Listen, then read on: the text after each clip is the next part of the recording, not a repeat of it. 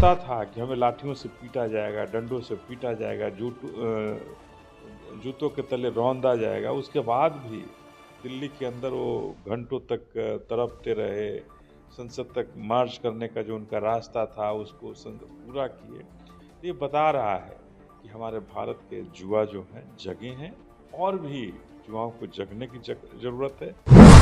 Paramilitary force है वो बंदूक ताने हुए दिखाई दी छात्रों पर। और दूसरा वीडियो है कि प्रधानमंत्री दूसरे गेट से संसद से भागते हुए मतलब गाड़ी से नजर आए। तो इस घटना को आप किस प्रकार से दे रहे हैं? क्या मोदी पर युवाओं का प्रेशर था, डर था, जिसके वजह से बहुत जल्दी संसद भवन से निकल गए?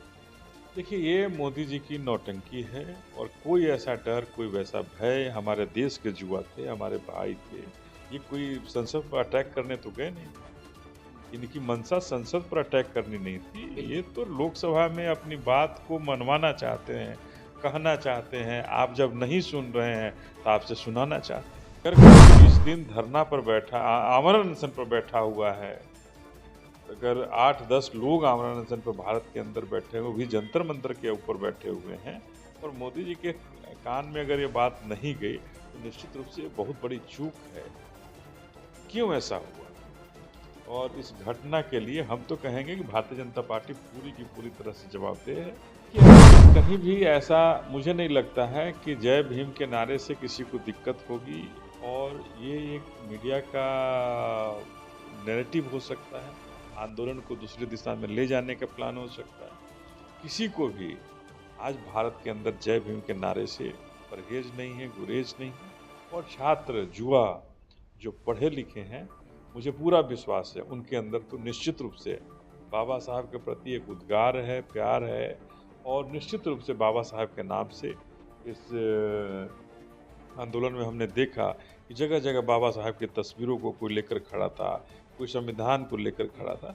तो निश्चित रूप से बाबा साहब में ये विश्वास है, जिसकी वजह से लोग बाबा साहब की तस्वीर को लेकर के और बाबा साहब के संविधान को लेकर खड़े होकर के आंदोलन में शरीक हुए। चंद्रशेखर आज़ाद जी को मैं नहीं देखा कि आंदोलन में कितना साथ थे, लेकिन अगर रहे हैं, छात्रों का साथ दिए हैं, तो एक अच्छी उनकी सोच रही है।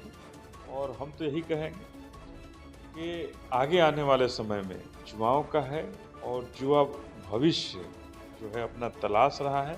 निश्चित रूप से युवाओं का साथ जो देगा, युवाओं के साथ जो चलने का संकल्प लेगा, और युवाओं के साथ खड़े होकर के उनकी बेरोजगारी को दूर करने का जो सपना दिखाएगा और करेगा उस पर काम, निश्चित रूप से आगे आने वाला समय उसका होगा। जनता पार्टी के द्वारा दिल्ली के जंतर मंतर से संसद को घेरने के लिए प्रोटेस्ट कॉल बुलाया गया था 20 जुलाई को, और उसमें पूरे जो है वो भारत से जो स्टूडेंट्स हैं खास करके वहाँ पर पहुँचे और जंतर मंतर से जो संसद है उसको घेरने की कोशिश किया। उसके बाद पूरे भारत ने देखा कि किस प्रकार से जो पुलिस प्रशासन है, जो स्टूडेंट हैं उन पर लाठियाचार्ज की, और उसके बाद से बहुत सारा वीडियो और फुटेज वायरल हुआ। इस विषय पर हम बात करेंगे। बात करने के लिए हमारे साथ जो है वो BS4 और बहुजन सेना के संस्थापक अनिल कुमार सर हैं। सर, सबसे पहले तो आपका स्वागत है। धन्यवाद। पूरा भारत देखा सर कि जो स्टूडेंट्स हैं, स्टूडेंटों पर किस प्रकार से लाठियाँ बरसाई गई। सिर्फ उनका ये मांग था कि धर्मेंद्र प्रधान इस्तीफा दे दे। इस्तीफा तो नहीं दिया गया, लेकिन स्टूडेंटों पर लाठियाँ चलाई गई, बहुत सारा स्टूडेंट का सर फुरा। इसको आप किस प्रकार से देख रहे हैं सर?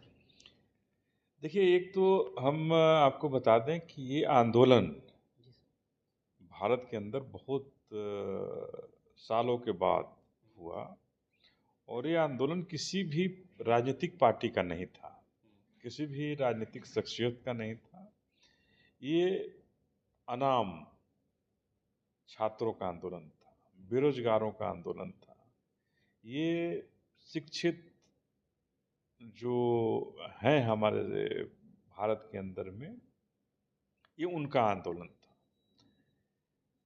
जिसमें उन लोगों का जो नीट में पेपर लीक होने से जो सुसाइड कर लिए बच्चे, उनके दुख में, उनके वियोग में आंदोलन था, और ऐसा नहीं हो इसके लिए आंदोलन था।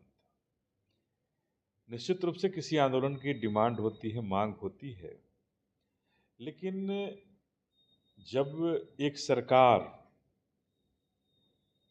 जब कुछ नहीं सुनने वाली सरकार सत्ता पे बैठी हो, अहंकारी सरकार सत्ता में बैठी हो, गूंगी बहरी सरकार सत्ता में बैठी हो, उससे उम्मीद करना बड़ा बेईमानी होगी। उसी तरह से छात्रों ने जो उम्मीद की कि धर्मेंद्र प्रधान की इस्तीफा चाहिए, चूँकि वो शिक्षा मंत्री हैं और इनके शिक्षा मंत्रित्व के काल में शिक्षा का स्तर बहुत गिरा है। हर प्रश्न पत्र आउट हो जाते हैं, बाज़ार में पहले बिक जाते हैं और हमारी परीक्षाएं रद्द हो जाती है, फिर आगे बढ़ जाती है। तरह तरह के आरोप लगे, कॉलेजों के हालात बद से बदतर हो गए और ऐसी स्थिति में सरकार ने जब सोनम वांगचुक जैसे लोग जो 18-19 दिन धरने पर बैठे रहे जंतर मंतर पर और उनसे वार्तालाप नहीं की, तो एक स्पष्ट संदेश था कि सरकार को इस तरह के आंदोलन से, जहां आप धरना पर बैठे हों, भूख हड़ताल पर बैठे हों, जो बाबा साहब ने संवैधानिक अधिकार हक दिया था आंदोलन करने का, उस हक और आंदोलन को रास्ते को महात्मा गांधी के रास्ते पर चलने वाले लोगों के लिए ये देश, हमें अब ऐसा लगता है कि नहीं रहा। ये भारतीय जनता पार्टी की सरकार ने स्पष्ट रूप से संदेश दे दिया है कि आपके आंदोलन को हम पुलिस के बूटों से, जैसे अंग्रेज कभी गोलियों से हमारे भारत में आंदोलन को दबाने का काम करते थे, उसी तरह से ये जो गूंगी बहरी जो सरकार भारतीय जनता पार्टी की है, वो सरकार स्पष्ट रूप से कहना चाहती है कि हम पुलिस के बूटों से, लाठियों से आपके आंदोलन को दबाने का काम करेंगे और आपके आंदोलन की एक भी शर्त को मानने का काम नहीं करेंगे। तो एक तरह से ये युवाओं की जीत जरूर हम कहेंगे, क्योंकि ऐसा लगता था कि भारत के युवा जो हैं बिल्कुल शांत हो चुके हैं, बिल्कुल उन पर चाहे आप कितना भी आप जुल्म ढा दीजिए, कोई भी कुछ आवाज़ नहीं उठा सकता है। उसने उस को झूठा साबित किया और युवाओं का आगे आना निश्चित रूप से जेपी आंदोलन को याद दिलाई। और जब अहंकारी गूंगी बहरी जब सरकार हो जाती है, तो निश्चित रूप से जब तक युवा नहीं जगेंगे तब तक उन सरकारों का कान सीधा नहीं हो सकता है और उन सरकारों को सीधा नहीं किया जा सकता है। सर, क्या लग रहा है कि इस आंदोलन से एक युवा में जोश आया है, एक युवा का चेतना जगा है और वो अपने अधिकारों को लेकर के सचेत हुए हैं इस आंदोलन को लेकर के? निश्चित रूप से अगर अधिकारों के अंदर सचेत नहीं होते, जागरूक नहीं होते, तो ये आंदोलन नहीं करते। और उन्हें पता था कि हमें लाठियों से पीटा जाएगा, डंडों से पीटा जाएगा, जूतों के तले रौंदा जाएगा। उसके बाद भी दिल्ली के अंदर वो घंटों तक तड़पते रहे, संसद तक मार्च करने का जो उनका रास्ता था उसको पूरा किए। तो ये बता रहा है कि हमारे भारत के युवा जो हैं जगे हैं और भी युवाओं को जगने की ज़रूरत है। अपने हक, अपने हुकूक, अपने अधिकार के लिए बाबा साहब ने हमें जो अधिकार दिया है, जो रास्ता बताया है, उन रास्तों के लिए और सबसे ज़्यादा अब जगने की ज़रूरत है वोट चोरों के लिए, कि हमारा वोट चोरी नहीं हो। हमारे वोट से अगर सत्ता के गलियारों में हलचल होती हो, सत्ता बदलता हो, तो हमारे वोट से सत्ता बदले। हम ऐसी सरकार को चाहते हैं। सर, एक वीडियो बहुत वायरल हुआ है, 1-2 वीडियो कि संसद भवन के अंदर से जो पैरामिलिट्री फोर्स है वो बंदूक ताने हुए दिखाई दी छात्रों पर, और दूसरा वीडियो है कि प्रधानमंत्री दूसरे गेट से संसद से भागते हुए, मतलब गाड़ी से नजर आए। तो इस घटना को आप किस प्रकार से दे रहे हैं? क्या मोदी पर युवाओं का प्रेशर था, डर था, जिसके वजह से बहुत जल्दी संसद भवन से निकल गए? देखिए, ये मोदी जी की नौटंकी है और कोई ऐसा डर, कोई वैसा भय, हमारे देश के युवा थे, हमारे भाई थे, ये कोई संसद पर अटैक करने तो गए नहीं थे। इनकी मंशा संसद पर अटैक करनी नहीं थी। ये तो लोकसभा में अपनी बात को मनवाना चाहते हैं, कहना चाहते हैं। आप जब नहीं सुन रहे हैं तो आपसे सुनाना चाहते हैं। तो ये कोई भागने और भगाने वाली बात नहीं थी। न युवाओं को भगाने की ज़रूरत थी, न युवाओं पर लाठियाँ बरसाने की ज़रूरत थी। हाँ, संसद से दूर रोका जा सकता था, लोकसभा से दूर रोक करके छात्रों के प्रतिनिधि मंडल को बुला करके समझने की जरूरत थी, सुनने की जरूरत थी। और ये तो पहले भी सुना जा सकता था, पहले क्यों नहीं सुना गया, इस पर जरूर भारतीय जनता पार्टी को अपने नेताओं के ऊपर कार्रवाई करने की जरूरत है कि क्यों इस तरह का हुआ। अगर कोई 20 दिन धरना पर बैठा, आमरण अनशन पर बैठा हुआ है, अगर 8-10 लोग आमरण अनशन पर भारत के अंदर बैठे हुए, भी जंतर मंतर के ऊपर बैठे हुए हैं, और मोदी जी के कान में अगर ये बात नहीं गई तो निश्चित रूप से ये बहुत बड़ी चूक है कि क्यों ऐसा हुआ। और इस घटना के लिए हम तो कहेंगे कि भारतीय जनता पार्टी पूरी की पूरी तरह से जवाबदेह है। और अब जो स्थिति बदली है, उस स्थिति में केवल धर्मेंद्र प्रधान के इस्तीफे की जरूरत नहीं है, अब मोदी जी के पूरी सरकार के इस्तीफे की जरूरत है, जहां से भारत का नई इबारत लिखी जा सके और भारत की डेमोक्रेसी को फिर सुचारू रूप से स्थापित की जा सके। सर, इतना बड़ा आंदोलन हुआ, पूरा दिल्ली पैक रहा, लेकिन अभी तक